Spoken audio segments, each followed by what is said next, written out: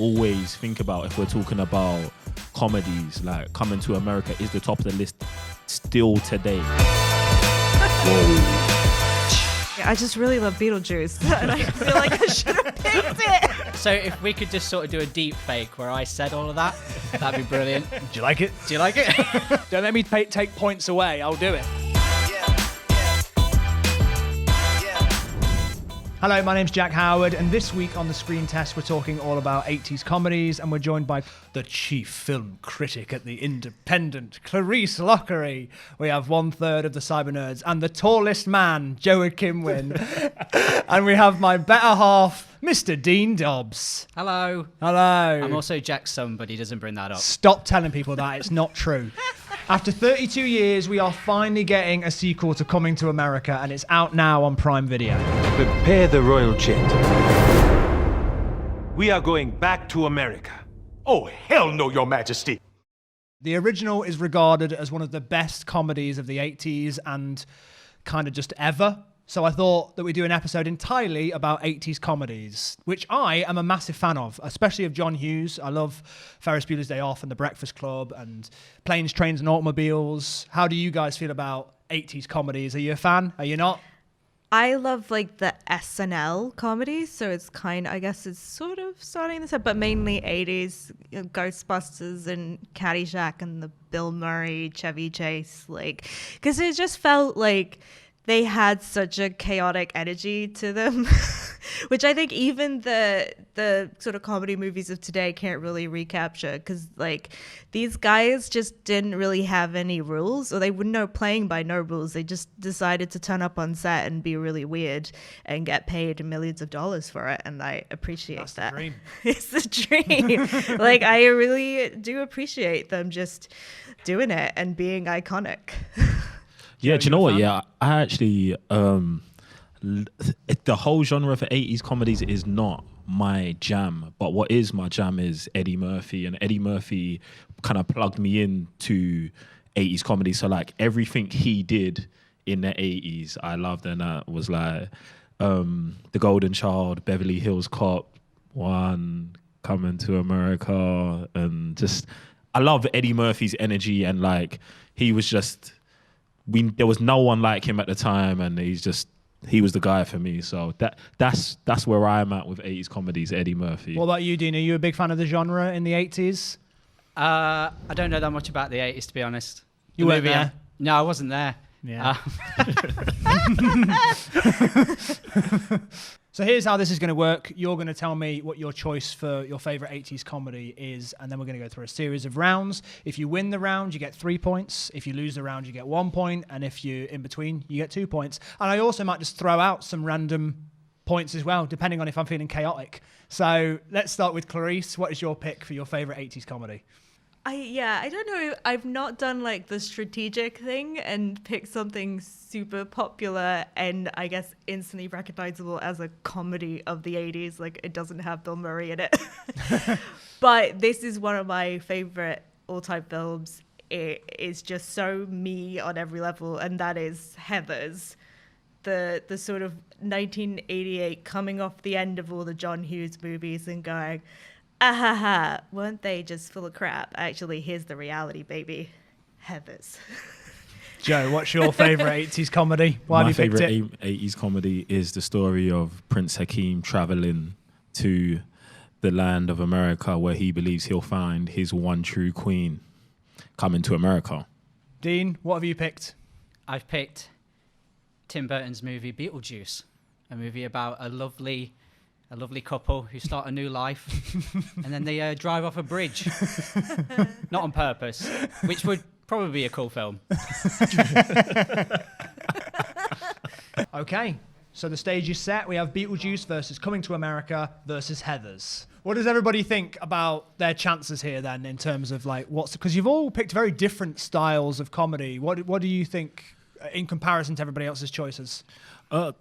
I feel all right with my choice, but Beetlejuice scares me because Dean picked it, and I just don't know what angle he's gonna come at it with the whole Beetlejuice thing. And Heathers, I'm not too sure about. It's not really my type of movie, so I'm interested to see where we go. I think the thing with Heathers is like, it is really underrated in a way because, I mean, we'll get to it. It was massively influential and it hit right at this cultural time that it kind of predicted a lot of stuff, both in film and in general culture and life. But yeah, it doesn't really often get that credit because I think people remember more the successes, which I find really weird. They remember Mean Girls and Clueless, and people kind of don't attach themselves to Heathers as much because I think it is so groundbreaking and so dark and so challenging on multiple levels. It was super controversial at the time because a lot of people were like, you can't joke about teen suicide and bulimia and all that. And I think now looking at it through modern eyes, we go, oh yeah, that was the stuff that people really should have been talking about at the time, but no one was. And this movie like had the goal to actually do that. So I don't know. I feel nervous about it, but I'm gonna do it. I get what you're saying, for Heathers. but Beetlejuice has that shake, shake, shake sonora scene. Hey, Winona Ryder floats, and she does not in my movie, so I will give you that. Yeah, we got a Winona Ryder movies going head to head. Yeah, I mean, Winona Ryder just wins on all levels. I mean, I'm maybe feeling pretty confident. Yeah? Yeah. I've only seen the movie once. I only saw it yesterday. I'm kidding. Okay, so the first round is the IMDB rating round, which is the only round that I don't have any say in. It's the people's choice. So we're going to rank the films from first to last in what we think IMDB scores are going to reflect. So what do you think, Dean? Where do you think the films will land first to last between Beetlejuice, Coming to America, and Heathers? Okay. I'll start with Beetlejuice. I'm going to say like an 8.2. Yeah. Maybe. What, do you think it's going to be at the top? Do you think Beetlejuice is going to be leading the way? Yeah, why not? All right. Yeah, go on then. So Beetlejuice, and then what do you think is going to be second? I'm going to say Coming to America second and Heathers third, I think. What do we think? I think that Dean was looking at my sheet because I've got the same order: Beetlejuice, Coming to America, and Heathers. Do you agree, Clarisse? I might mix it up and say I think Coming to America might come first because it is so lovable. Like, it's going to be hard to say bad things about it because it's just a really intensely lovable movie and kind of quite sweet on a lot of levels. There's not a lot to like hate about. I mean, there's a couple of jokes that haven't aged well, but I think. I mean, I'll maybe take a controversial stance here. I don't like Coming to America. Whoa. I think the first 10 minutes are the best thing about it, and then when he goes to America, I think the film falls apart, and it turns into Eddie Murphy and his mates doing not that good jokes. But that's kind of what people want, though, right? That's what we needed. This is what we needed at the time. That's what we I'm needed. just going to have me, Eddie Murphy, go on stage and pretend to be kind of like Prince and just sing a song that's bad for about 10 minutes. No, that's too long. About 2 minutes. And then I'm going to leave, and that's the scene. Stop. Someone get Jack, please. But I think like this is the thing. It had the SNL. It's an SNL movie. Yeah. It had the energy and that's what all those movies were about. Was, hey, I got my mates and we're just gonna like mess around for 2 hours and get paid millions of dollars to do it. Yeah. So I'm gonna go out on a limb and say Coming to America's first, and then I think Beetlejuice, and I think Heathers, as much as I love it, because it was so controversial at the time, maybe people still are holding on to that. Okay, and well, not let's letting find go. out then. Alexa, tell me the IMDb rating for Coming to America.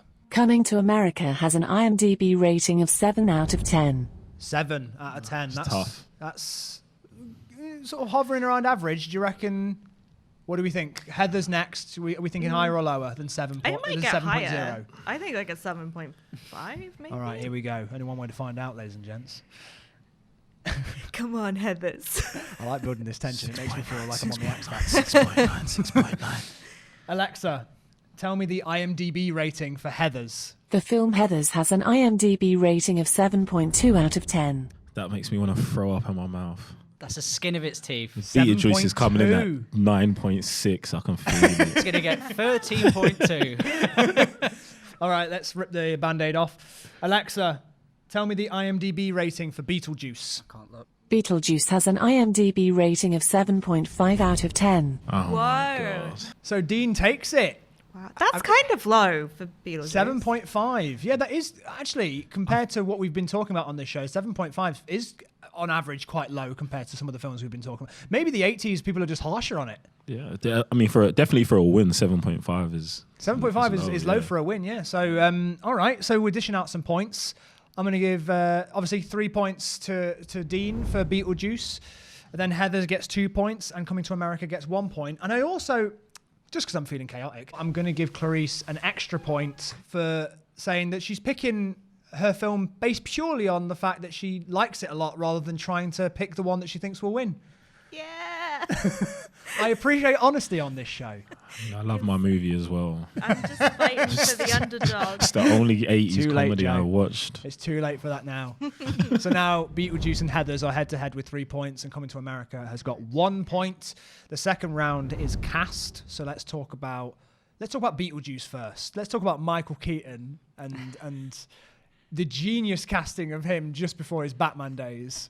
Was that just before Batman? Literally the year before he played Batman, he played Beetlejuice. Wow, his trousers. 1988. Is that because that's why everyone was really upset when they announced it was Batman, right? Yeah. So like, Oh, I who's don't know, I this wasn't there. goofy? I mean, I wasn't either. I've People heard on the upset internet. about casting.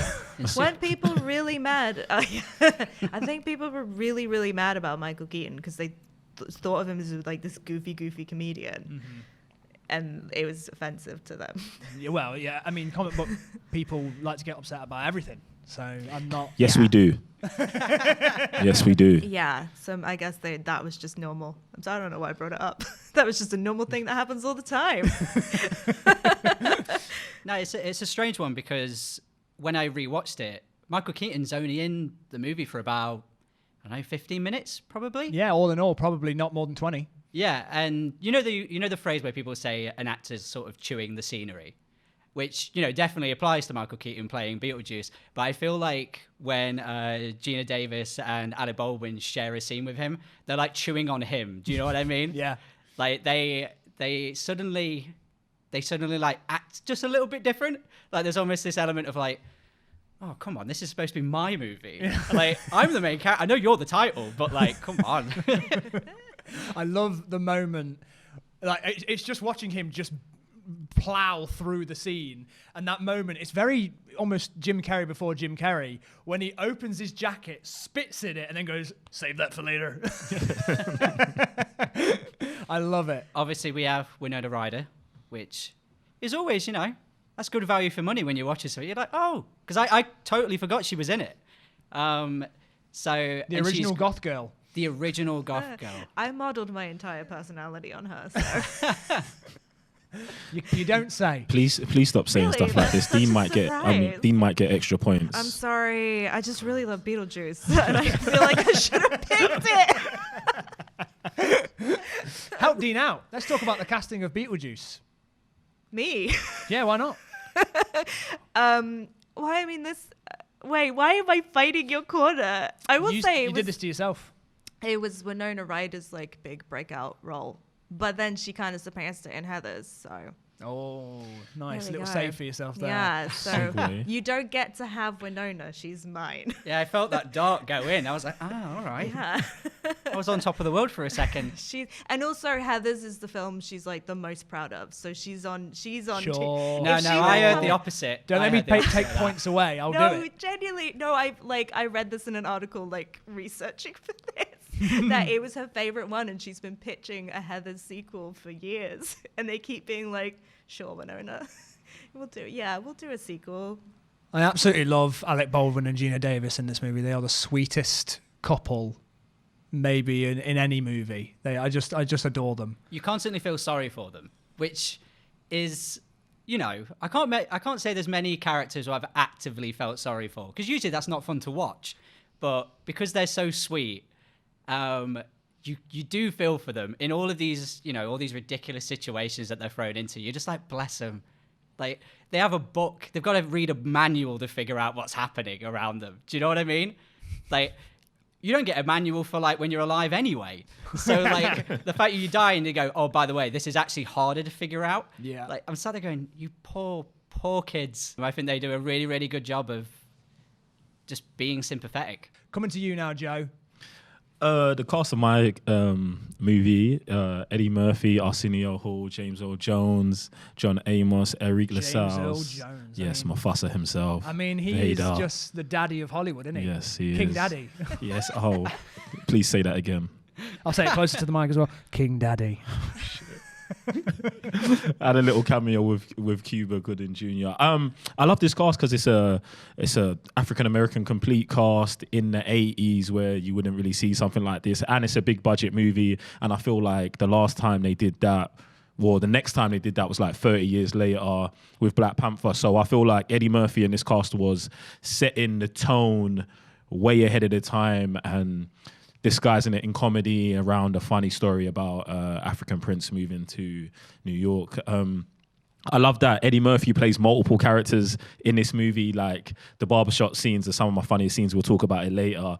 But just the diversity that he shows as a comedian. And I feel like, to your point earlier, Jack, when you was like, it's him and his friends doing bad comedy. I just feel like because of how good Eddie Murphy is, when you see him in this, you may be like, I know you can do better. Like you're just holding him to his own standard, and I feel like that's what that is. It's also there. like I've had years and years and years and years now of Eddie Murphy being like, I've seen trailers after trailers of Eddie Murphy and Eddie Murphy and Eddie Murphy, and I just watched Coming to America being like, I get it.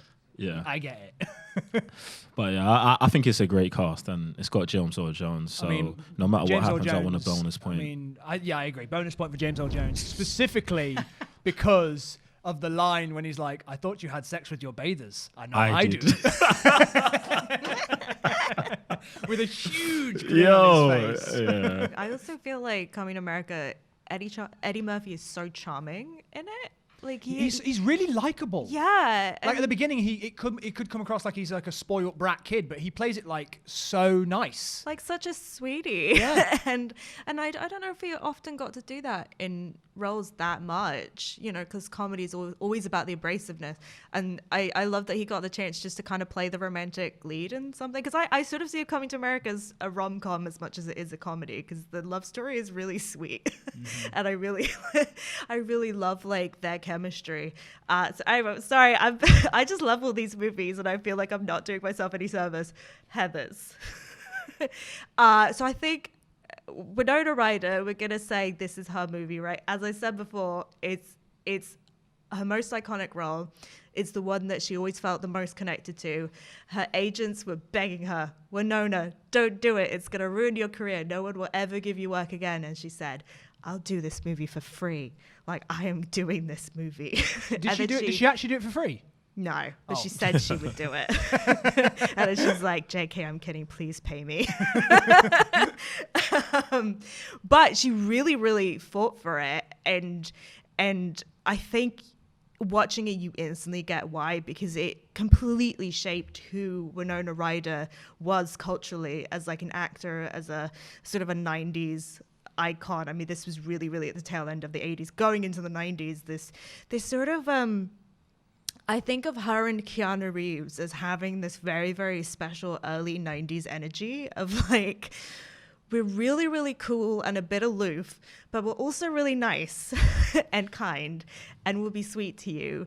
But also, and we read a lot of books. It was this very, very special energy that only sort of existed with the actors of the early 90s and then disappeared again. And I think that's so perfectly captured in Veronica Sawyer, because she has this combination of like, I just want everyone at my school to get along, because she's just tired. She's like tired. And I think we could all relate to that mood that she has in the movie of like, I'm just tired of why is everyone being so mean to each other? And she asked that to Heather Duke, and she says, like, why are you being such a mega bitch? And she says, because I can. And that's like, that is like the line of Heather's. It's like these girls are just being awful because they can, and the boys are being awful because they can. And I think Winona Ryder having that slight aloofness to her, it's like, oh, that really sells the character because she's slightly withdrawn from it and she can see it for what it is, but also she has that kindness to her, so you can feel the frustration of like, I just and so you sort of believe the murdering because you're like you know, oh, she just really wants like the bullies to go away. If that means that they die, well, maybe. What about Christian Slater Yeah, and I his was gonna impression get of Jack on. Nicholson? Yes, like it is an impression of Jack Nicholson, and he's been really upfront about that because he just really loved Jack Nicholson at the time. It's also like yeah, fair enough. Like I get why you would choose to do that for that role. Yeah, because it feels like the kind of role that Jack Nicholson would have played at some point in his career. This like dangerously charismatic, and he again sort of, it's again that idea of like he's kind of the outsider, he sees it from a distance, and that's what's really attractive to her. He's got those Christian Slater eyebrows where it's like, you know, they're like always like this and he's like, hey, greetings and salutations, And then he licks his lips after basically every line. yeah, and it's like it's just such a mood, and I think like his Dean's doing a good impression. Just doing that. yeah, it's basically that. I'd watch that. And I honestly, I think Christian Slater's performance in Heathers has like influenced so many of the like bad boys of TV and film history. That sort of seductiveness of like, I'm really cool and an outsider, and then like 3 days later you go, oh no, they're actually like a Dangerous. murderer. He's a serial killer. Oh no. And like you could think of so many like teenage boys from pop culture that are that character. Like Evan Peters' character from American Horror Story is just that. You think he's like the really cool outsider, and you're like, oh no, he's a murderer. Yeah. So I think there is that, like Christian Slater's really good at bringing that energy of like you're not quite sure about him the whole way through that movie, right until I guess the murdering. But even when during the first murder, And even the first murder, you're like, maybe it's just the one murder. because the first murder's kind of an accident. So, So we're you're going like- to say Christian Slater inspired all of that when like no one saw this movie. Ooh. Well, people like. I mean, I'm just sorry.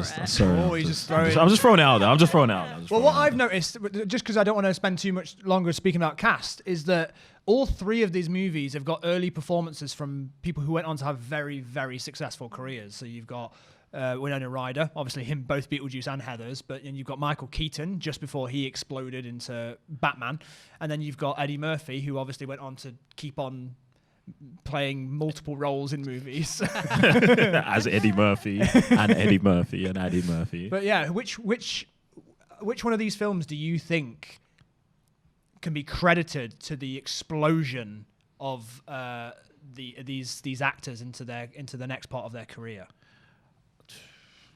I think, well, yeah, I think for Winona Ryder, it's interesting because her agent was so worried about it, because she went from that to do like Age of Innocence and Dracula, and roles that are actually really different from Heathers. Was Heathers just directly after Beetlejuice? I think it was, Yeah. yeah, because the 89. screenwriter of Beetlejuice gave her the script for Heathers, and that's how that happened. That's how she got that role. So it was really, and they were worried. This is me. Like, they were worried at first because they were like, oh, Winona Ryder's not pretty enough to play this role, so she had to go to a mall to get a makeover and come back and be like, The 80s, everybody. it's so ridiculous. It's like, it's Winona Ryder. What is Yeah. wrong with you? Yeah. Yeah. So I think like it's not so much. It's more about her image outside of film. Because outside of film, she was like the cool it girl for so much of the 90s. Reality Bites, I guess, is the thing that comes directly out of Heathers. I think that Eddie Murphy, obviously because he had a stand-up career prior to going into film, that he, like, people were aware of him and they knew what he was doing. But I feel like Coming to America is when he really, like, transcended just outside of America. Like, obviously the film starts in, I've lost... Where are we at? The fictional place, not Wakanda. That's Black Panther. Zamunda. Oh my! Do you know how many points I just lost for that? Nah. But yeah. So it They starts even in. I think they reference Wakanda in Coming to America. I've too. seen that in the trailer. It's Yeah. actually hilarious. Coming to Yeah. America. So I feel like him doing that, where it's so basically like cultured basically in Africa and stuff like that. I felt like it reached a whole bunch of different people, and it was like, I think up to that point the most he's grossed in a movie at the box office. And then he went on to obviously do Harlem Nights, another 48 Hours. Yeah, fair. I mean, I guess before Coming to America, he had done Beverly Hills Cop 1 and 2. Yeah. And Trading Places as well. Yeah, so it's not like that was the thing that launched his career. All right, well, I mean, just being honest, all the cast are incredible in all of these movies, like for their own reasons. I'm just going to go with what I personally feel. I'm going to give 3 points to Beetlejuice. You can't beat Michael Keaton. You just can't. You can. You're just not allowed to. He's in 15 minutes. We established this point. I'm gonna. 15 minutes. Oh, I'm breaking the rules. I'm gonna give 2 points each to Heathers and Coming to America. It wouldn't be fair. You gave me a bonus point as well, so I'll take all 3. Thank you. All right, there we go. We got 3 points. Thanks for reminding me of that. I wasn't gonna forget. So right now in the lead is Beetlejuice with 6 points, followed by Heathers with 5 points, and Coming to America with 4 points. So number 3, the memorable moment. Is there a scene, something that stands out in your movie that you think is like something you'd go back to individually, just on its own? Is there something like that, for example, in Beetlejuice, Dean? The scene that I always go back to, or at least the one that always stuck with me, is when Gina Davis and Alec Baldwin's characters go to the waiting room in the underworld. It's the scene because it basically sells the entire idea of that world in one moment. Like, you know what I mean? Like, it just, you see, you know, there's a shrunken head man.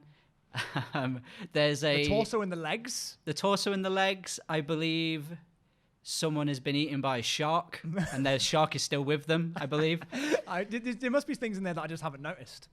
And also there's the cigarette man. And I can't figure out to this day, and this is kind of the beauty of it, is that even though you can see how they died, you don't really have the full picture. So Cigarette Man, he offers Alec Baldwin a cigarette. And to this day, I still can't figure out if it's the cigarettes that killed them or if it was a fire. I can't figure it out. The line is so funny, though. Yeah, I'm trying to cut down, too. I'm trying to cut down.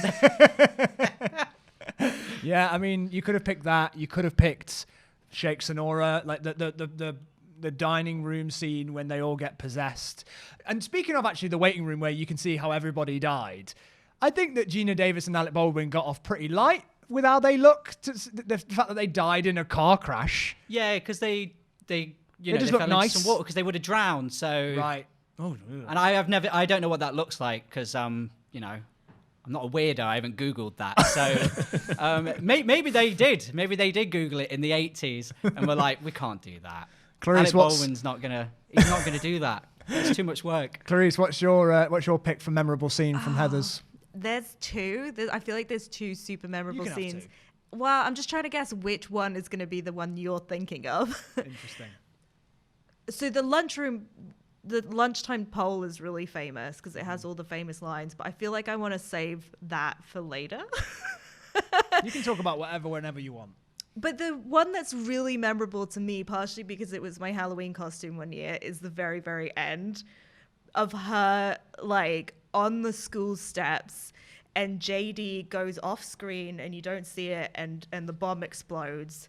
And she's standing there, she puts a cigarette in her mouth, the explosion goes off, the smoke clears, she's covered in ash, and the cigarette is lit. I think that's like so dark. What a movie moment. It's so dark, but also really cool at the same time. And it's also such a big character moment for her because it's her being like, I'm over it. And I really relate to that feeling of like, I am done with the Heathers. I'm done with this school hierarchy. And the whole thing with Heathers is that, and JD points this out, is that the school is society. So I think when we're talking about like the school dynamics in this movie, it's about a lot more than that. And that's why like I, as a 30-year-old woman, can still really, really relate to Heathers, because that sort of pettiness and the meanness, it still resonates on all levels. As in Bowling all for parts Soup of said, society. High school never ends. Exactly. They knew they'd watch Heathers. They're fans. And yeah, I think that's such a perfect, like, sort of perversely empowering image. Just her on the steps with the lit cigarette, and she just looks awful. Because then she goes inside, and the Heathers, you look like hell. I just got back, and she grabs the scrunchie, and it's just like. And I think the fact that it's Winona Ryder doing it, and you just always love Winona Ryder and cheer for her and think she's the coolest person in the world. So her doing that is just like... It's one of those teen movies as well, iconic. a modern example, and I say a modern example, although it's over 10 years old now, is like Juno sort of invented its own language, and Heathers was sort of one of the first films to have a teen movie where it invented its own language. And to have an actor like Winona Ryder say those types of lines and make them sound like they're normal things that she would just say is a very it's like watching Ian McKellen do Lord of the Rings dialogue and making it just work. It's like she just does that effortlessly for teen language. Yeah, because I think it goes back to the idea that she really, really believed in this project, and it resonated with her on some strange level that we may never know. And she just put her all into it, and I think that maybe it's a big reason of why Heathers works so well. Maybe it wouldn't have worked so well without her. I should have said that earlier in the in the cast bit. Yeah, Too I late. remember the time to say it. Oh, Joe, well. what's your memorable moment from coming to America? For Coming to America, it's a collection of the scene. It's every barbershop scene smashed together, because if you've ever been into a barbershop, that's what it's like. And I love that Eddie Murphy in these scenes plays 5 different people who have 5 different perspectives, and the running conversation of who's the greatest boxer throughout the whole movie. Isn't there a bit when he's like, I don't care, I'm calling him Cassius Clay. Yeah. He's like, what did his mama call him? I'm calling him that. I'm calling him Clay. And I was just like it's just so good, the back and forth banter. And if you walk into any barbershop, and it's such a cultural thing for us as well, because it's like, anytime I go to the barbershop, that's always the conversation, like, what did you talk about today in the barbershop? It's always something going on, whether it's a movie, politics, or something. So I love how they just encompassed that and made it a running thing throughout the movie. Yeah, it's. I will admit that I was being hard on it earlier, but there are moments. It's okay, Jack. There are moments like where it's like full on, unfiltered Eddie Murphy just going crazy, and you can tell they just put the camera on him and let him go. And it does stick in your mind. And I love the fact that in Coming to America, they're still alive and they don't really look any different. They're 200 years old. It's like Yoda. All right, so let's go over the scenes that you picked again. So Dean picked the waiting room. Clarisse, you picked the very end scene when she lights a cigarette and steals the red ribbon. And Joe, you're picking the barbershop scenes. Again, they're all good scenes. It's not fair to just be giving out points. This is my least favorite part of the show, although I like the power. Okay, I'm gonna give 3 points to Beetlejuice, and I'm gonna give 2 points each again to Coming to America and to Heathers, because I just don't think there should be a loser in this situation. Although. No, maybe there's I'm 2 people losing. Denying the inevitable. Well, yeah, fair enough, Dean. Yeah, you Thanks, just made Dean. it Let him know. more successful for yourself. Let him know. So Beetlejuice is on 9 points. Heathers is on 7 points, and Coming to America is on 6 points. Okay. The next round is craft, and this is the section where we can talk about the creation of the film in other aspects, so like the writing, the directing, the cinematography, the production design, anything about it that you think stands out. This is where we can talk about that. I'm going to come to Joe first. All right, I'm going to go with production design. I feel like when we start in Zamunda, everything is just perfect. When we're talking about the music, the costumes, like they make that world look so beautiful, so authentic, and you just believe it from the jump. And I feel like even though we leave Zamunda after the first 10 minutes, his attire continues to go through. And even when he starts changing clothes and he wants to look like more of the common man in New York, Semi, his I don't know, his chaperone continues to keep the fashion, keep the culture throughout, and when we return, we go back to it. And I just feel like they must have done so much research and looked into it, and they made like authentic pieces, and the music goes throughout the movie as well that I loved. So I thought like the fashion in the movie was just amazing. Like, it's gangster, and you see it in movies now. Like when I'm going to talk about Black Panther, when you look at Black Panther, they try to do a very similar thing, and I feel like even in Coming to America, they pull it off even better than they do in Black Panther. And I just thought that was just great. It's ahead of its time. There's something about the style of it where it feels like it's inspired by a certain culture, but still it knows it's a fictional place, so it's kind of going into another, an entirely unique fictional fashion realm. Yeah, when they're having the scene where the potential wife or the fiance is coming through, and you've got the dancing and the music, like it just gives me tingles when I watch it, because I'm just like, oh, this is so gangster. I just love it. And you wasn't gonna see, or you just can't see that anywhere else at that time in film. And I appreciate Eddie Murphy for bringing that to the screens. Like, to get to see that as a young black boy, it was just amazing. So I love all that beginning stuff with him being followed around with the petals. The petals, yeah. The bit when he wants to go and speak to his dad down the other end of the table, and he's like, quick! And then just follow him really quickly with all the petals.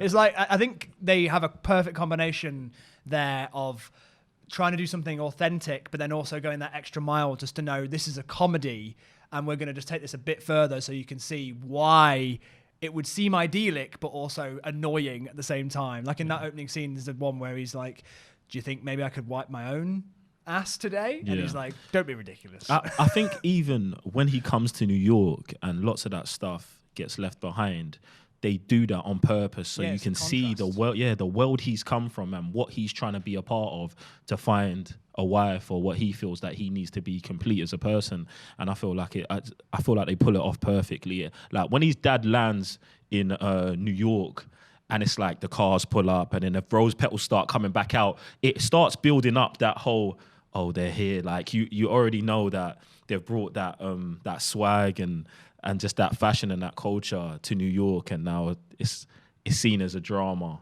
as that part in the movie. Dean, Beetlejuice was Tim Burton's second film, so this is before Tim Burton as a style was even established. So, I mean, what do we think about the craft in Beetlejuice? It's a hard one. It's hard to focus on any one thing. Because, I didn't know it was his second movie, because when I watched it, it felt like all the tropes and trimmings of a Tim Burton movie are already there. It feels like he's a sort of like he's a veteran of it. Like he knows exactly what he's doing. Yeah, he loves his stripes, doesn't he? He puts stripes on stripe. everything. One thing I love, once again, it's going back to that waiting room scene, but there's a lot of environmental storytelling sort of going on. I always think about that. The guy's been flattened by a car and he's on a rail. And when I was watching it, it's another one of those things that kind of going, okay, so there's this paper thin man on a rail. He's going around the office. I was like, but does that work for everywhere? And before you know it, you've cut and he's going through this little hole in the wall. And I was like, you did not need to do that. He could have just left. Do you know what I mean? Yeah. But the fact that they went that far, I don't know if that was in the script. I don't know if that was just an idea maybe they had during production. But it just adds another layer to the world that you've been given an answer for, but gives you 1,000 more questions on top of it. And it's physical. You can really tell they're doing it, and that's a charm that you can't. It's invaluable. Like, to be able to see that, like, they really built that, spent time on it, and then they filmed it. Yeah, exactly. Do you remember the scene where they ask Beetlejuice, I think it's when he first meets the couple, they're like, how do we know you're scary enough? And he goes, huh, and turns away from the camera, and his face sort of explodes. Like, that's the only way I could describe it. Cuts to him going, do you like it? Yeah, do you like it? I did it as a kid. That bit scared the crap out of me.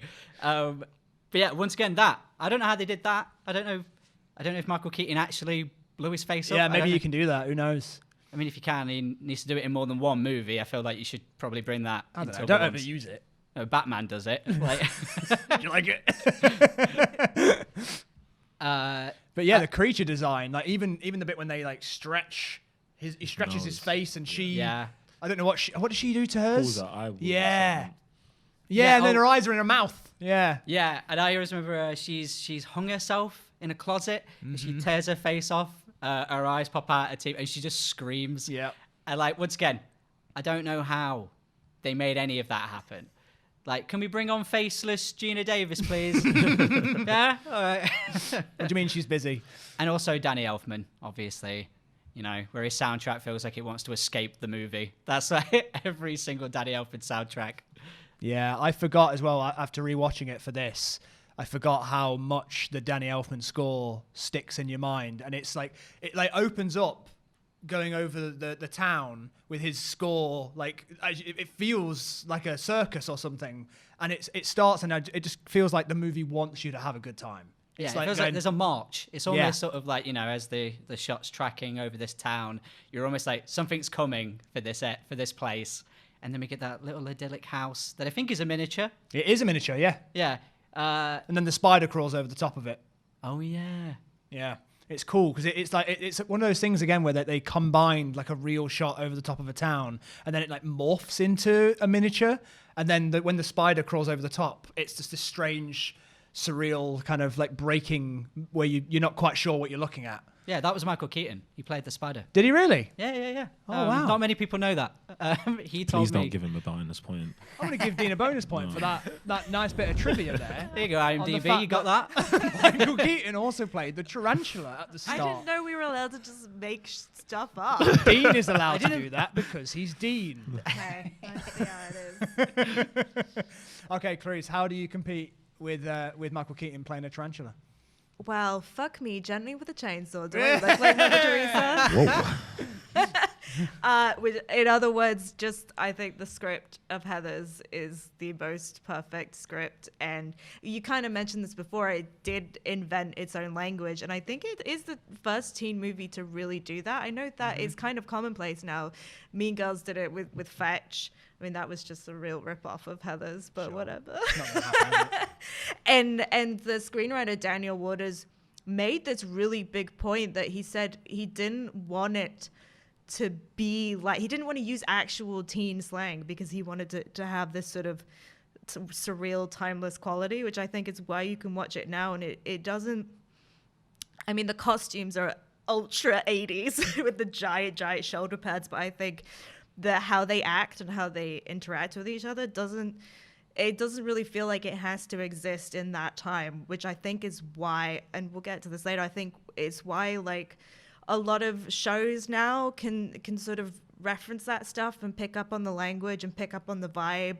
Things like Riverdale or Scream Queens, like a lot of teen shows today can sort of do a Heathers and it doesn't really seem out of place because the script is just, it is so complete and it's such its own thing and the lines are so iconic, like what's your damage and how very and all this stuff that it's again this idea of stuff just like seeping out the movie and just going into culture. And I'm sure there's people who have never seen Heathers who are going around saying how very because they like saw it referenced on some other TV show and they have no idea where it comes from, but they're still using the word.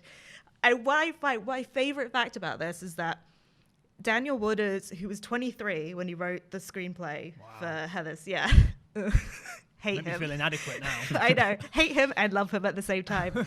His idea for Heathers was that he loved Stanley Kubrick, and he was like, we've seen Stanley Kubrick do sci-fi, we've seen Stanley Kubrick do horror. What would a Stanley Kubrick teen movie be?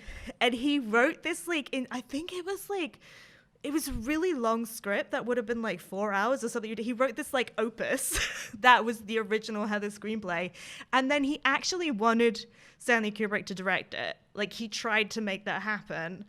Obviously it didn't, because as much as I love Heathers, I can't imagine Stanley Kubrick being like, yeah. Sure. I'll do a movie where someone says, anti-John fuck me Hughes gently film. with a chainsaw. That's totally my thing. But I love the boldness of that, to be like, I'm gonna make the Stanley Kubrick teen comedy. And I think it's that ambition, and the fact that in interviews he's always like, I had no idea what I was doing. Like, I didn't know how to structure a screenplay. I had no idea what I was meant to do. I think that weird veil of innocence is what makes that screenplay just absolutely perfect on every level, because it sort of doesn't work how it should work as a teen comedy, and yet it does. And it's the movie I quote the most out of everything, because This is what's sort the of damage? This is sort of blurring into legacy a little bit, or cultural impact. But since you've been talking about the language, I read that it is the most referenced movie in the Oxford English Dictionary. I actually didn't know that. It is because of the amount of stuff that made it into popular vernacular. It is the most referenced, most cited movie in the Oxford English Dictionary. I think that's the thing, because so many of the lines are really, really. I think there's probably some that iconic. we're not even aware started with Heathers, probably. Yeah. Greetings and salutations, I love. Our love is God. Let's go get a slushie. I just killed my best friend and your worst enemy. Same difference. Great. Like it's so quotable, more than just any other movie to me. And because it has that edge, I think it's a little bit more than just like Clueless. And I mean, I love Clueless and Mean Girls, but it's got that little edge to it, which just makes it so chef's kiss. Chef's Perfect. kiss. All right, I'm not gonna cheat this time. I'm gonna just do the game properly, but I don't really like picking on people, so I'm just gonna do it quickly.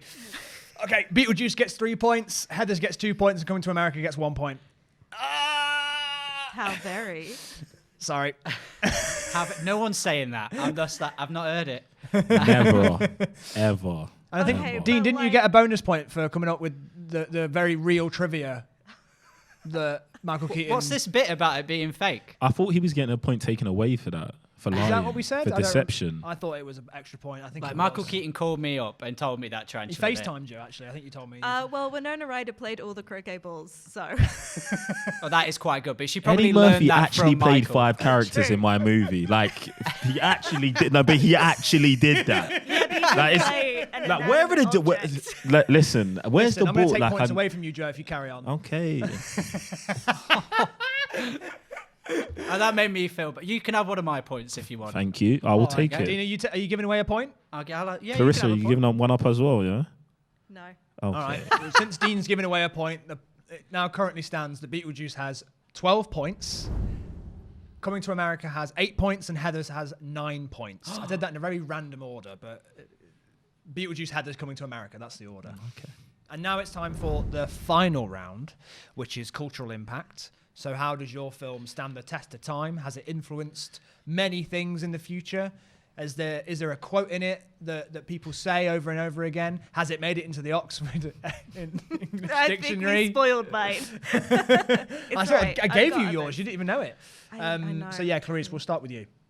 Well, everything we said about the Carry that lines over. Copy and paste to this.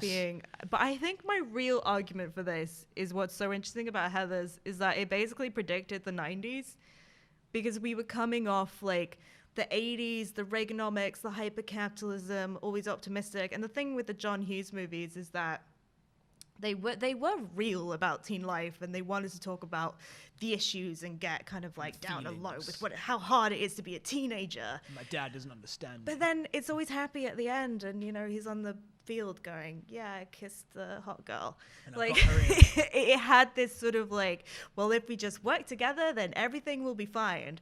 And Heathers went, no, as like JD says, like the only way that all these social classes are actually going to get along is in heaven, which is a dark thing to say, but I think like society needed that in like really, really extra heavy level of darkness and cynicism to sort of confront everything that was happening in the 80s. And then in the 90s, you get grunge, and you get Nirvana, and you get like all these like super cynical like Generation X, like life sucks, man, like that whole vibe running through the 90s, which like I'm definitely not saying that Heathers created it, but it's so weird how it existed sort of right before that happened, and in a way predicted that all this stuff was going to come along. And like even on a really like quite dark level, the school violence element of Heathers. Yeah. I mean, a lot of people talk about it now. You could never make Heathers again. They tried to make a TV show. It got canceled multiple times because just school shootings kept happening, and Literally, they the introduction realized of one of the characters is just he gets a gun out and fires a blank. exactly, which in 1988 was more of a It was more like fantastical idea. absurd. Yeah, Yeah, like that's as the it thing. should be. A lot of people watch Heathers now and they go, well, it's so dark, it's so inappropriate, you can't show that. It's like, yeah, but you have to realize, like, at the time, this was not something that people thought of as an everyday. And that's the sort of really dark but really important cultural impact of Heathers, is that it saw all of that coming. It knew that, like, somehow, and obviously they weren't conscious of this, they knew somehow that violence in schools was going to become this huge part of culture, and it somehow predicted that and was really upfront about it, and it was upfront about the darkness of teenagers and what they were handling. And there's a lot of stuff that's covered in it. There's, like, bulimia, sexual assault, suicide, and I think, yes, there's an argument to be made that you couldn't make it today because it's sort of quite cynical and flippant about that stuff. But if you're thinking about the context of this was being made in 1988, when we'd had John Hughes movies like Sparkly, Everything's Great, We're All Friends for like a decade, for a movie to be like, hold up, this is the reality. And I think that just completely like altered the course of teen movies forever. And like both in terms of the ones that are quite dark today, but also I think the cynicism and the sort of looking at it at being like, well, everything isn't just like sparkly and great all the time.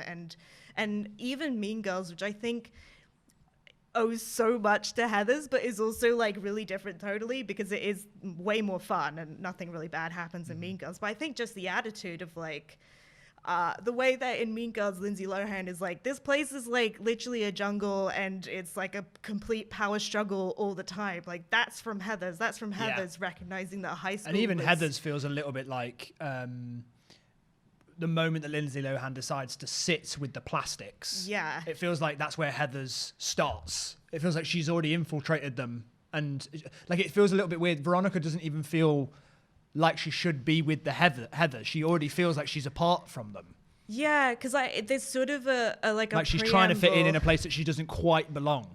Yeah, there's it's really weird. There's a musical that came out of Heathers. Like Our ago. friend Carrie Fletcher was in it playing Veronica. Yeah, and she did a really good job. Good.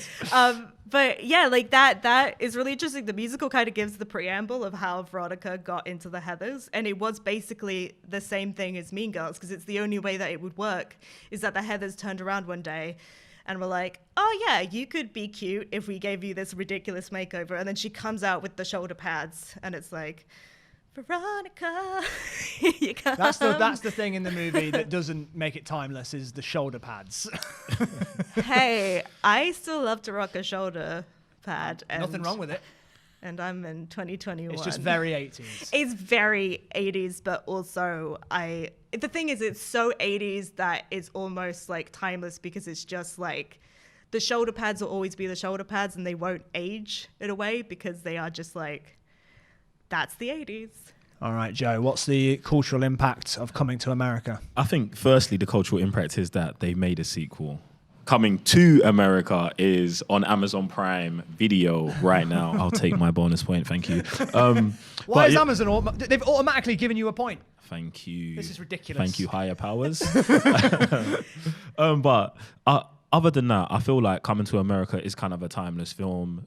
It does have a cult following because I feel like it did so much for like black culture and fashion and even music. The line "The royal penis is clean" has made it onto so many rap songs that, you know what I'm saying? Like, it's there. If we was keeping track of like what line went into music, I feel like it's going to be up there. I feel like Eddie Murphy does a great performance, and his performance in it is what makes us want to revisit it now. And I feel like even the way the story's been continued, where it's like he's back, he had a child 30 years ago, and now we've got one now. I feel like that's something that is very prevalent in the black culture. So It's a topic that they're touching on. But yeah, I feel like it's tough to argue on a wide scale of like what it did for everything. But the fashion that they have in Coming to America, we're still wearing today. And of the 3 movies, it successfully got a sequel that's out. Well, another thing as well is that, like it or not, Eddie Murphy was then able to go and make other movies where he played multiple characters at once. Like, it sort of was the starting point for him doing that, I think. Eddie Murphy, you know what I'm saying, transcended what he was doing and he took it to the next level with Coming to America. And I love it. I feel like it's a movie that me and all of my friends always think about if we're talking about comedies. Like, Coming to America is the top of the list still today. Mm-hmm. That's true. This is it. My personal opinions aside, I can't deny that it is one of the cornerstones of American comedy. It did change the game. But a film that still doesn't have a sequel is Beetlejuice. So what's the cultural impact of Beetlejuice, Dean Dobbs? Yeah, I have no idea how I'm supposed to follow that. I'm like, yeah, Coming to America is very valuable, and so is Heathers. I guess Tim Burton put stripes on things still. Yeah, I was trying to think of some sort of social message behind Beetlejuice. The closest thing is that you can have 2 dads and 2 mums, because there's the one that are alive, yeah, the ones that yeah. aren't, I guess. But it's hard with Beetlejuice because obviously that was the beginning of Tim Burton's journey. Even though once again it feels like Tim Burton already sort of made up his mind on exactly what he wants to do with that movie. And then he did it again with Edward Scissorhands. It's like a slightly different version of that movie. Mm-hmm. But Beetlejuice had an animated show. That's pretty cool. There we go. It did. That Pretty show sweet. was great. It was really good. It was super legit. Yeah, it was great. It was another one of those, like, the same with Beetlejuice. Like, you'd watch it and kind of go, I'm watching, like, an adult movie. Did you know? This is, like, grown up, because this is about death and stuff, isn't it? And the cartoon was the same. It was a bit like, don't tell your mum and dad. Like, this is between us. Except they were best friends in the cartoon series, which I always found really odd, because, like, he wanted to marry her in the movie. Yeah, exactly. Yeah. It's a strange relationship. They just forgot. There's a musical, which I was not aware of until today. There was a cancelled sequel. Yeah, they cancelled it like 3 times. They were going to go to Hawaii, and Beetlejuice was going to bring his friend called Jucifer with him, which maybe they should have made it. I would still like to see that now. I want to see if Michael Keaton still got it. Yeah, why not? This is a tough one with Legacy. I've got to be honest, I don't know. The thing that, for me, it is about, like, establishing Tim Burton's style and Danny Elfman's, and his partnership with Danny Elfman and what they then took forward into cinema. And like you said, it felt like he'd already decided exactly the type of thing he wanted to make. But this being, like, the starting point, and also a surprising amount of people haven't seen Beetlejuice, but they kind of know what it is. But then they watch it and they don't realize, it starts with the couple dying. And actually, I love that the concept for it is reversing horror movies. It's what if we tell the story of a horror movie from the point of view of the ghosts, where it feels like they're being invaded. And I love that as an idea, like the idea of flipping concepts on their head. I feel like that is something that Beetlejuice takes forward as well, in terms of, like, where movies went from then on, the idea of taking your traditional concept and being like, actually, let's look at it from this angle. Yeah, exactly. Thanks. I mean, Good job for you, Dean. thanks, Jack. So if we could just sort of do a deep fake where I said all of that, that'd be brilliant. And Beetlejuice gave us Batman as well. Isn't that amazing that the team that made Beetlejuice then went on and made Batman the following year? That's not Beetlejuice's cultural impact, though.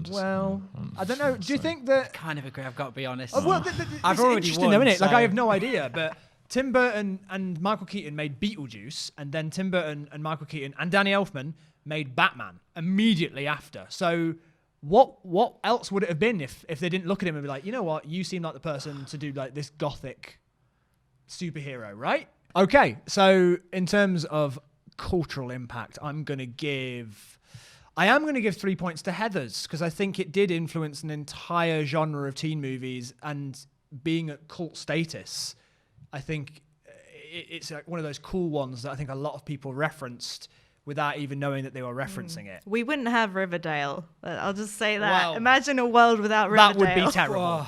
I don't know what I'd do with myself. My world doesn't have. They're going to Riverdale war in it. next season, aren't they? Yeah, they're going to World War II. I was laughing less. so hard No, when I saw couldn't that. I care went, less. I thought it was set in modern day.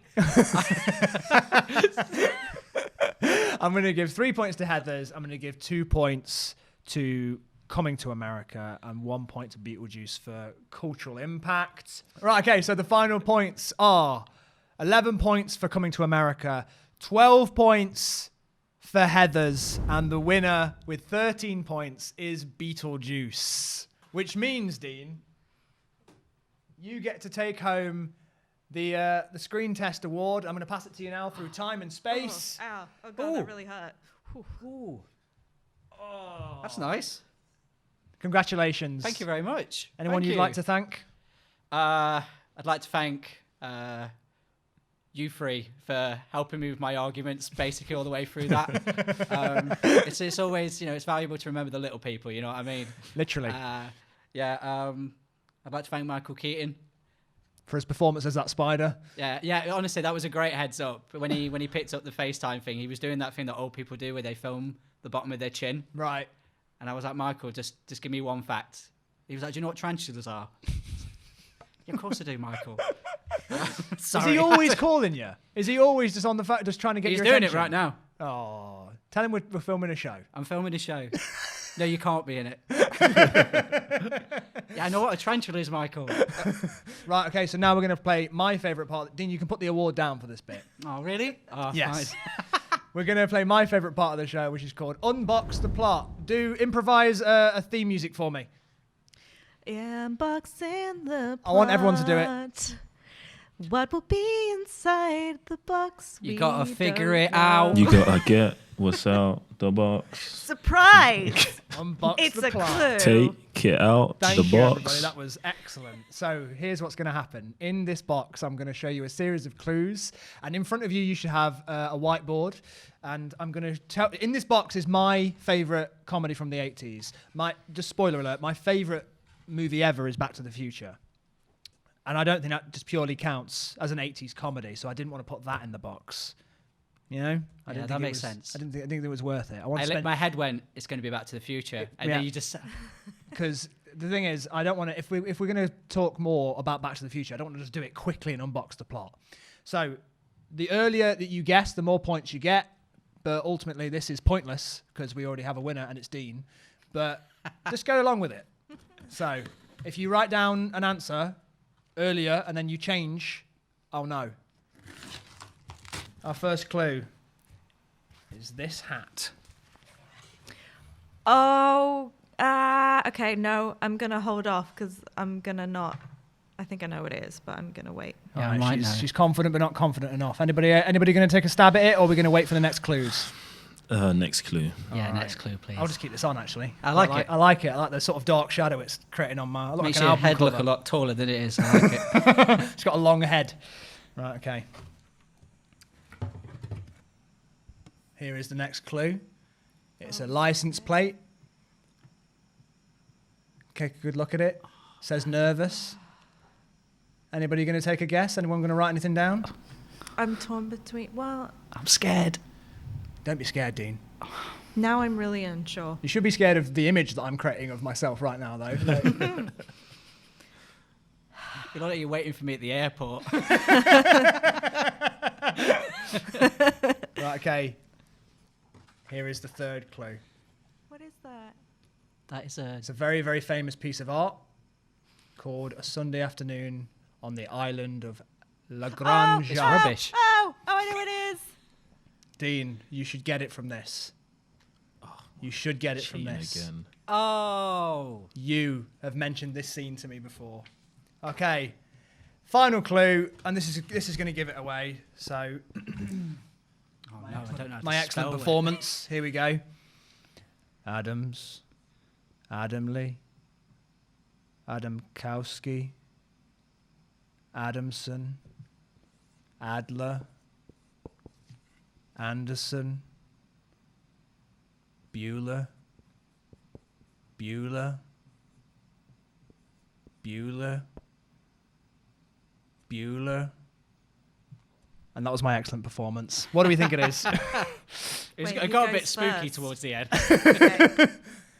Right. Which one? Who guessed at the third point? The painting. I got the painting. You guessed at the painting. Dean, you also guessed at the painting. Yeah, but Joe, probably where did you slower. guess? Last one. Last one. Okay. So reveal, guys. 1, 2, 3. Oh, it's all backwards on my screen. What does it say? Bueller's Day Off. Day Off. Ferris Bueller's I Day didn't know Off. how to spell Bueller. So Yeah, I messed up Bueller's spelling as well. Yeah, it's a spelled it difficult one. It's correctly. Bueller. Anyone get it right? I did it right. Hooray! oh, great. We can My all spell. handwriting's bad though. But I wonder if anybody in the comments got it from the first Cubs. I was kind of. Did you think Ferris Bueller's Day Off from this? I was torn between that and I was trying to think if anyone in Caddyshack had that hat. Right. Well, Ferris Bueller's Day Off is absolutely one of my favourite films ever. Thank you so much for joining us for this edition of The Screen Test, where we're talking about 80s comedies. If you agreed or disagreed with anything that was said, please let us know in the comments below. Thank you to all of our guests. Congratulations to Dean for winning. Yeah, show off. Cheers. There you go. Make sure you join us next time and subscribe so you don't miss an episode. Goodbye. Bye.